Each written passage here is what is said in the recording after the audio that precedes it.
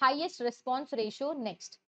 Highest response ratio next algorithm सबसे पहली बात तो हमेशा ही कैसी होती है, नॉन प्रिमिटिव होती, इसमें प्रिम्पशन नहीं होता, हमेशा नॉन प्रिम्पशन होता है।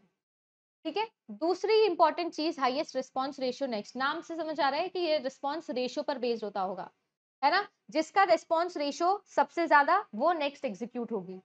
पर इसके लिए आपके पास में एटलीस्ट 2 प्रोसेसेस होनी चाहिए, तभी तो कंपटीशन होगा। At least 2 process must be in ready queue, नहीं तो किसमें कंपटीशन करवाओगे, रिस्पॉन्स रेशियो किसका निकालोगे, किसको नेक्स्ट भेजोगे। एटलीस्ट 2 प्रोसेस होनी चाहिए जिनके बीच में लड़ाई होगी, फिर कोई एक जीत के जाएगा। क्राइटेरिया क्या है, जैसा मैंने कहा रिस्पॉन्स रेशियो नाम का एक क्राइटेरिया मेरे पास में है।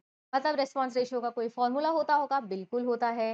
रिस्पॉन्स रेशियो का जो फॉर्मूला है वो आपके पास में कैसे निकलता है, आपका जो भी वेटिंग टाइम था, मैम वेटिंग टाइम पहले कैसे निकाला आपने, अरे भाई 2 प्रोसेसेस रेडी क्यू के अंदर है, मतलब दोनों ऑलरेडी वेट कर रही है सिस्टम या सीपीयू के लिए, प्लस उनका जो भी सर्विस टाइम है, जो भी उनका क्या है सर्विस टाइम है। समझ में आ रहा है ना, सर्विस टाइम मतलब बर्स्ट टाइम, मैं बर्स्ट ही लिख देती हूँ नहीं तो कंफ्यूज करोगे आप। जो उनका बर्स्ट टाइम है डिवाइडेड बाय उनका ओरिजिनल बर्स्ट टाइम, ये होता है आपका रेस्पॉन्स रेशो का फॉर्मूला। वेटिंग टाइम आप सब लोग जानते हो कैसे निकालते थे ma'am, turn around time minus burst time से निकाल, है ना, turn around time minus burst time से निकाल। काइंड ऑफ ये टर्न अराउंड टाइम और बर्स्ट टाइम दोनों का रेशियो है, काइंड ऑफ। वेटिंग टाइम की जगह पे turn around time minus burst time लिख सकते हो, प्लस बर्स्ट टाइम में प्लस से माइनस वाला बर्स्ट टाइम कैंसिल, बचा केवल टर्न अराउंड टाइम। अगर मैं बोलूं response ratio is actually the ratio between turn around time and the burst time of a given process, तो यस ट्रू। कभी भी घबराएंगे नहीं ऐसे एप्लीकेशंस लगाने में, करके देख लो, सोच के देख लो। Why, because waiting time is actually nothing but turn around time minus burst time, and then you are adding burst time.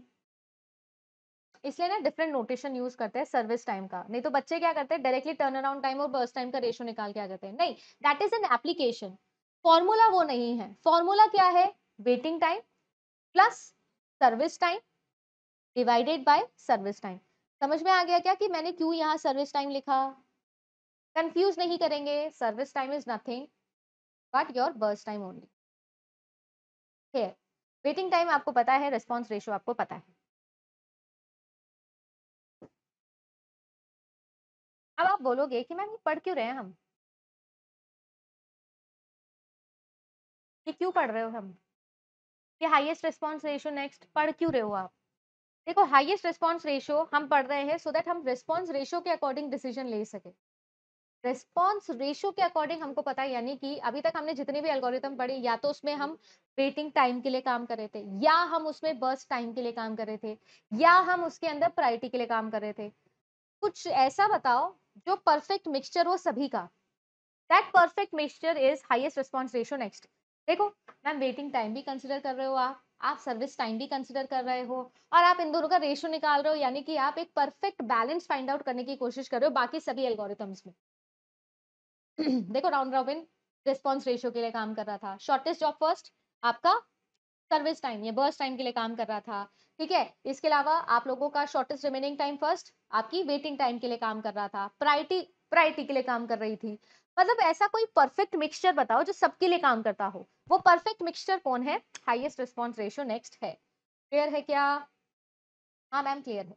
मतलब क्या ये स्टेटमेंट सही लिख रही हूँ, to overcome convoy effect and starvation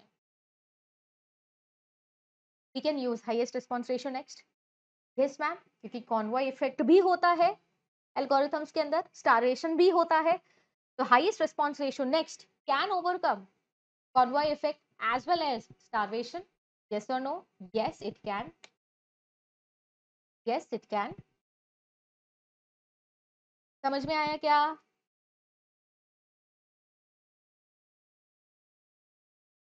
clear है, can we consider a example? Yes ma'am, process ID दे रही हूँ आपको, प्रोसेस P1 है, 2 है, 3 है, 4 है, ठीक है। Then I have an arrival time 0 है, 2 है, 4 है, then I have burst time, ऐसे कोई भी रैंडम वैल्यूज मैंने, ठीक है। चलो, इसके बाद में हमको क्या करना आता है, गैंट चार्ट बनाना आता है। गैंट चार्ट बनाओ। अच्छा, मुझे एक रेडी क्यू बना के दिखाओ पहले तो। मैम रेडी क्यू मतलब कौन सी प्रोसेस कब एग्जीक्यूट होगी? रेडी क्यू के अंदर मैम सबसे पहले P1 आएगी। क्यों आएगी P1? क्योंकि सिस्टम में P1 है। मैम फिर कौन आएगा? P2 आएगा। फिर कौन आएगा? P3 आएगा। है ना, नॉर्मली समझ में आ रही है चीज। P1 P2 P3 इस तरीके से होगा सिस्टम। 0th सेकंड पर कौन आएगा? No, it is a perfect combination and it tries to find out the perfect balance, but this is not a practical algorithm. आप सोच के देखो कि आपके लिए थियोरिटिकली ये एक बेस्ट एल्गोरिथम जैसी दिख रही है, but this is not a practical algorithm. अभी मैं इसका रीजन दूंगी why it is not practical. Practically तो राउंड रॉबिन ही लगती है, राइट? राउंड रॉबिन ही प्रैक्टिकली है, इसीलिए तो आप पढ़ते हो मल्टीटास्किंग ऑपरेटिंग सिस्टम, क्योंकि वो राउंड रॉबिन को एम्बाइब करके बनाया हुआ एक operating system. It is a theoretically best algorithm but it doesn't suit in a practical sense, यानी कि इसका थ्योरी अच्छा है, एक प्रॉमिसिंग एल्गोरिथम है, बट प्रैक्टिकली ये अप्लाई करने में डिफिकल्टी होती है। क्यों होती है अभी हम समझेंगे। प्रोसेस P1 सिस्टम में आएगी, ऑब्वियसली नॉन प्रिम्पशन है, जब तक सिस्टम में इसका काम नहीं खत्म हो जाता तब तक एग्जीक्यूट होगी। P1 सिस्टम से बाहर है, देख लो, P1 सिस्टम से बाहर है, ये लो हटाओ इसको रेडी क्यू में से। अब आ गई P2, है ना, P2 आ गई, तो P2 को एग्जीक्यूट करना है। P2 कब तक एग्जीक्यूट होगी? मैम जब तक इसका काम है तब तक एग्जीक्यूट होगी, 6 यूनिट ऑफ टाइम के लिए, कर लो 9। P2 भी चले गई सिस्टम से बाहर। अब रेडी क्यू के अंदर 9 तक सारी प्रोसेसेस आ चुकी है, देखो P3 भी आ गई, P4 भी आ गई, और बस P3 और P4। मेरे पास रेडी क्यू के अंदर 2 प्रोसेसेस है क्या? यस मैम, आपके पास में 2 प्रोसेसेस हैं, दिख रही है क्या? दोनों प्रोसेसेस रेडी क्यू के अंदर है, एक 4 पे अराइव हो गई थी, एक 6 पे अराइव हो गई थी, यू कैन सी, और मैं 9th सेकंड पे हूँ। दोनों में से कौन सी प्रोसेस पहले एग्जीक्यूट होगी, इसके लिए क्या करेंगे, रिस्पॉन्स रेशियो निकाल सकते हैं। दोनों में कौन सी प्रोसेस पहले एग्जीक्यूट होगी, इसके लिए रिस्पॉन्स रेशियो निकाल सकते हैं। निकाल सकते हैं क्या? चलो, P3 का निकाले रिस्पॉन्स रेशियो, तो basically I am calculating response ratio of P3। Waiting time, waiting time मतलब ऑब्वियसली इसको कब तक वेट करना पड़ा? मैम 9 यूनिट ऑफ टाइम के लिए वेट करना पड़ा। देखो भाई P3 जो है उसको कितना वेट करना पड़ा, 9 यूनिट ऑफ टाइम के लिए तो वेट करना ही पड़ेगा, क्योंकि जब तक तो दूसरी प्रोसेसेस एग्जीक्यूट हो रही थी, यहीं पे तो आपने रिस्पॉन्स रेशियो निकालना स्टार्ट किया था। समझ में आ रहा है क्या? यस मैम, समझ में आ। प्लस सर्विस टाइम, इसका सर्विस टाइम आप सब लोग जानते हो कितना है? हम 4 है ना, 4 है। बेसिकली मैं क्या कर रही हूँ यहाँ पर,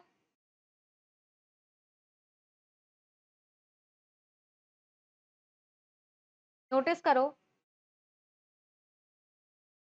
9 माइनस 4 प्लस 4 करूंगी, ये सर्विस टाइम, ये service time, turn around time minus waiting time, या सॉरी माइनस बर्स्ट टाइम से वेटिंग टाइम निकाला, प्लस बर्स्ट टाइम ऑप्शन में था, डिवाइडेड बाय बर्स्ट टाइम यानी कि 4।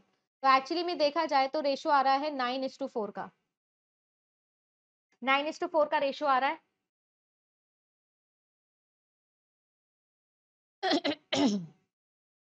सेम चीज मैं P4 के लिए भी निकाल सकती हूँ, रिस्पॉन्स रेशियो ऑफ P4। कैसे निकालोगे इसको भी? कितने यूनिट ऑफ टाइम के लिए वेट करना पड़ा? मैम 9 यूनिट ऑफ टाइम के लिए वेट करना पड़ा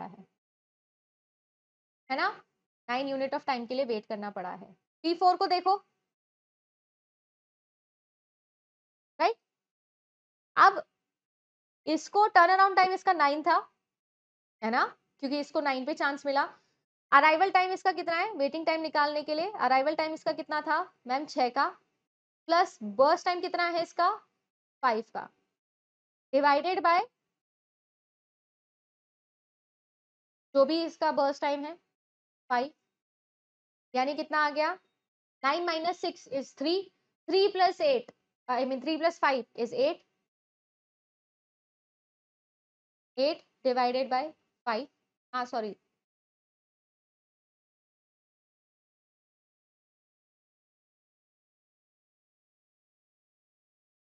यही किया है, ठीक है, turn around time minus arrival time ही किया है।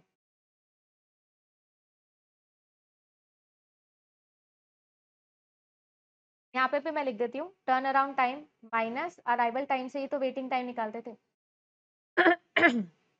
Okay, turn around time minus arrival time. और जो हमारी आइडियलिस्टिक सिचुएशन चल रही थी कौन सी, जिसमें अराइवल टाइम गिवन नहीं होता, सबको जीरो लेते हैं, तब वो रेशियो क्या आ जाता है, turn around time divided by first time.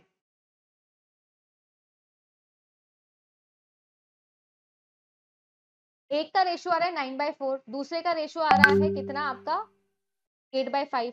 9/4 करके देखो तो 2 पॉइंट समथिंग आएगा, और 8/5 करके देखोगे तो क्या आएगा, 1 पॉइंट समथिंग आएगा। दोनों में से किसका वैल्यू ज्यादा है? मेरे पास में अगर मैं आप लोगों से बोलूं कि what is the formula for waiting time, तो वेटिंग टाइम हम कैसे निकालते थे कि मैम आपका जो भी टर्न अराउंड टाइम है पूरी सिस्टम में, प्रोसेस जो है वो कब निकली थी, कब निकली थी वो कैसे निकालते हो आप, जो उसका कंप्लीशन टाइम होता है माइनस उसका जो अराइवल टाइम होता है। अगर इसको आप थोड़ा गौर से देखो तो इसमें क्या है, आपकी जो प्रोसेस है वो कब कंप्लीट हुई माइनस कब अराइव हुई, यही तो होता था, यही तो निकालते थे।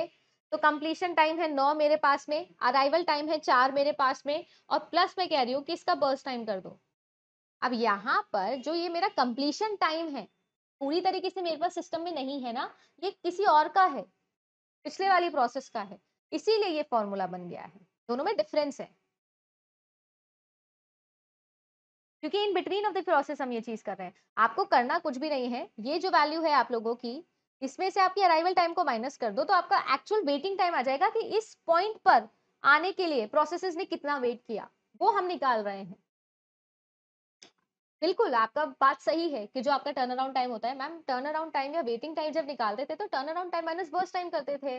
हाँ मैं मानती हूँ कि आपकी बात वो करते थे, बट वो आइडियल सिचुएशन होती थी जब मेरी पूरी प्रोसेस एग्जीक्यूट हो गई है। यहाँ पर तो मैं in between he response ratio निकाल रही हूँ। अगर मैं यहाँ पर देखूँ तो दोनों में से रिस्पॉन्स रेशियो किसका है ज्यादा, P3 का, तो सिस्टम में कौन जाएगी, P3, उसके बाद कौन जाएगी, P4। क्लियर?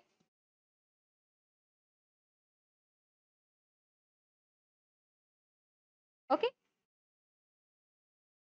अभी क्लियर है क्या? तो सिस्टम में पहले कौन एग्जीक्यूट होगा,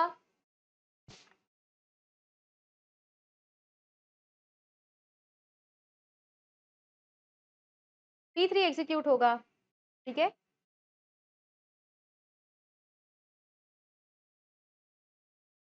समझ में आ गया क्या, क्लियर है क्या? टर्न अराउंड टाइम का कंफ्यूजन नहीं करेंगे, turn around time completion time minus arrival time, waiting time turn around time minus burst time. Turn around time in between निकालने के लिए क्या करना पड़ेगा, completion time minus arrival time minus burst time. Completion time of what, earlier process, therefore this formula. ठीक है, जिसका response ratio ज्यादा आ गया उसको पहले एग्जीक्यूट कर दो, हो गया काम खत्म। ये थी आपकी पूरी स्केड्यूलिंग एल्गोरिथम की कहानी।